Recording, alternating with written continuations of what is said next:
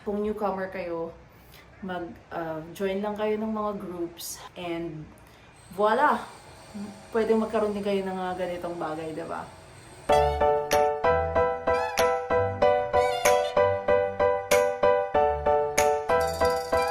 Okay, so this one, actually, libre lang din namin na kuha to.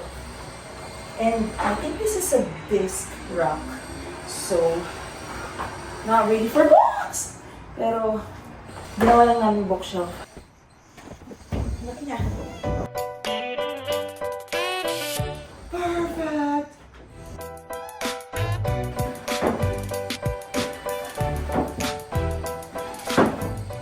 Perfect! Sorry, Haggard. Paano ko ito nakuha? May nag-post sa Buy Nothing page ng isa sa mga communities dito. Syempre yung community na malapit dito. And nag-comment lang ako na I would love to be considered or I would love to have it. And then, nag-random draw lang siya. And then, luckily, ako yung napili. Syempre, malaking bagay na itong mga ganito kasi, hello, IKEA to, and magkano to sa IKEA, sobrang mahal. It's perfect para sa books ng mga bata kasi kung napanood nyo yung isa kong vlog about apartment tour, doon nabanggit ko na since everyday nga nagpe-playgroup kami ng aming bunso, meron doong mga blue boxes na pwede kang kumuha or humiram ng book. So pwede mo i-keep yung book or pwede mo rin siyang ibalik. So kami, kinikip namin siya para maraming options yung mga kids or kung may mga stories sila na gusto nilang balikan, babalikan namin. So, ayun, naipon na siya na naipon. Sobrang dami na niya. Pakita ko sa inyo. Sobrang dami na niya. Ayan o.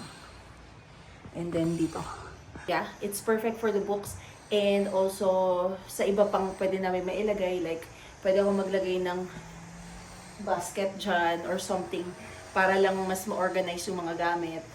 And adjustable yung mga shelf. So, perfect! Nakakatuwa lang kasi ang dami ditong mga groups na namimigay ng mga ganito. So, nakakatuwa lang. And libre, libre.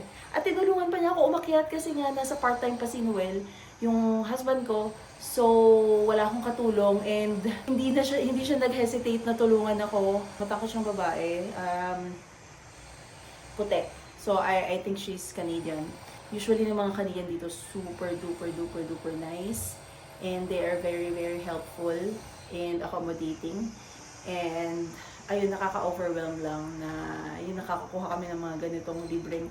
And it's not even, wala siyang the normal wear and tear. So, hindi siya yung visible na mga marks. Wala, mukha siyang bago. So, yung main objective ng gamit, ng item is andun pa rin, magagamit mo pa rin siya, di ba? So, ayun, super happy. Yay! Kaya kayo, kung newcomer kayo, mag-join lang kayo ng mga groups. Kaya, lalo yung mga buy nothing or free cycle or free items or whatever. Mag-search lang kayo sa Facebook, maraming lalabas dyan. Tapos, i-type nyo yung area nyo. And, voila! Pwede magkaroon din kayo ng mga ganitong bagay, diba? Yun lang. Good luck! Bye!